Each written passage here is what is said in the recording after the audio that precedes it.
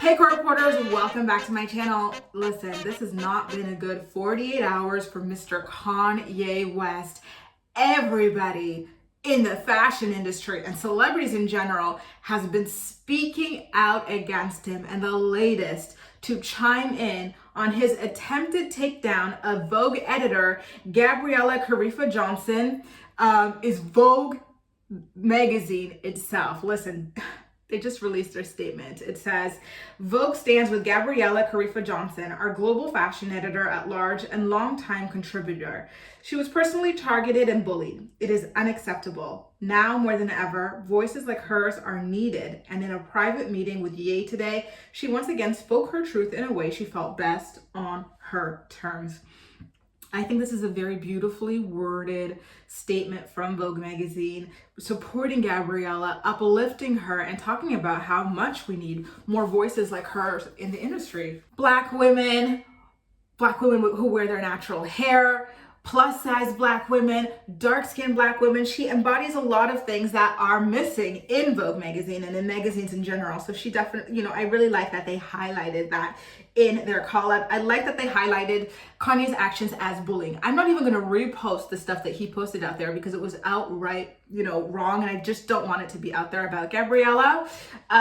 He took it down, but unfortunately screenshots are forever. It's also quite curious how Kanye, of all the people who came for him, he, like many famous Black men, chooses to single out and humiliate the Black woman. I'm just so over these guys. I swear to God, you guys. Anyway, other people who've spoken out against Kanye include supermodel Gigi Hadid, who posted a comment under his post bullying Gabriella, saying, "You wish you had a percentage of her intellect. You have no idea. If there's actually a point to any of your shit, she might be the only person that could save you. As if the honor of being invited to your show should keep someone from giving their opinion.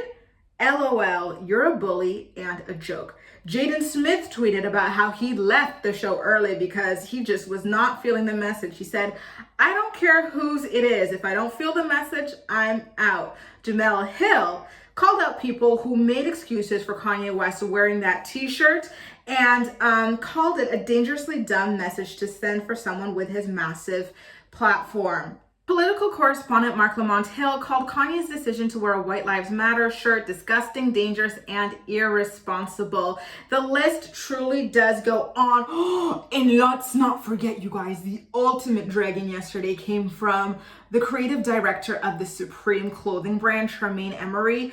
He called out Kanye like, oh my God, you guys, like he really did. He's like, stop pretending you were best friends with Virgil Abloh, because Kanye claimed that the CEO of LVMH Group, Bernard Arnault, killed his best friend Virgil Abloh. Tremaine was like, oh, we're not gonna do that. We're not gonna do that. I've got receipts on you, Kanye. You used to talk crap about Virgil. I have a video on it. Check it out, you guys. When he was living, you knew that he had cancer and you were still relentlessly dragging him constantly in front of business colleagues of you both. You weren't even invited to his actual funeral, and you weren't even allowed to speak at his public funeral because he did not like you. He knew that you were fake. It really feels like everybody, even Jodie Turner-Smith has spoken out about him. She called him disgusting. Everybody is just tired. They're sick and tired of this. And speaking of Vogue talking about facilitating a conversation between Kanye and Gabrielle, Kanye did go ahead and acknowledge that. He posted a photo of Gabrielle being celebrated by the business of fashion, and he said, "Gabby is my sister. I'm not letting people go to bed thinking I didn't meet with Gabrielle at 5 p.m. today for 2 hours. Then we went to dinner at 30. Anna had Baz Luhrmann film our meeting, and we are editing tonight. We took pics and I was instructed not to post them.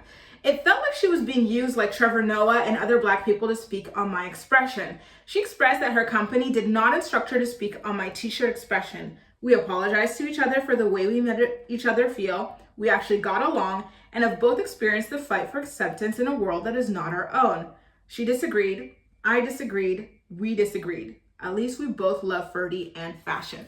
Listen, there's no public apology here. He's just documenting what went down. I'm also kind of curious how you guys feel about Vogue facilitating the meetup between Gabrielle and Kanye and filming it. I'm kind of like, okay, well, is this for profit? Like, how much of the income, the income that's obviously going to come from the video, is Gabrielle going to directly get, or is this just something that's mainly going to benefit Vogue? Obviously, she's going to continue to be paid because she's paid to work with Vogue, but will she be seeing the majority of the proceeds of this video that Vogue is going to put online? That's something that definitely crossed my mind, and I want to know how you guys feel about that as well. And does it make the meeting between Kanye and her seem a little bit disingenuous to you that it had to be filmed? Like, I don't know how I would feel if someone put me on blast in front of the world, said that I was nothing, my opinion didn't matter, and then my employer goes, hey, I'm going to set up a meeting for you guys. It has to be filmed. Let's go. I would, and it's the same day that all this happens or within 24 hours, I would feel unprotected. I really would. I'd be like, are you kidding me? Like, I've just been traumatized by this person who's got millions of followers, who are probably sending her threats, who are harassing her, tearing apart her looks, all sorts of things. And you want me to go out there and do this for you guys? And most likely she's not going to be being, the one directly benefiting financially from this video being released. I don't know, you guys. I don't know that I love that. I do, however, love the statement that Vogue magazine released in support of her. I just want to make that clear. But you guys, what do you think happens next for Kanye West? I feel like this is a cycle, right? He does something really heinous. Everybody, shares their opinions about how much they hate it and how much he needs to be stopped. But yet he continues to be platformed and he continues to be given these opportunities. What happens next from here? Seriously, what happens? And how has his Instagram account not been banned yet? I feel like other people have been banned for a lot less on that app, but he's constantly using his massive platform to target, bully, and harass people and threaten people, right? Remember, he was threatening Pete Davidson on Instagram not too long ago. So what is going on?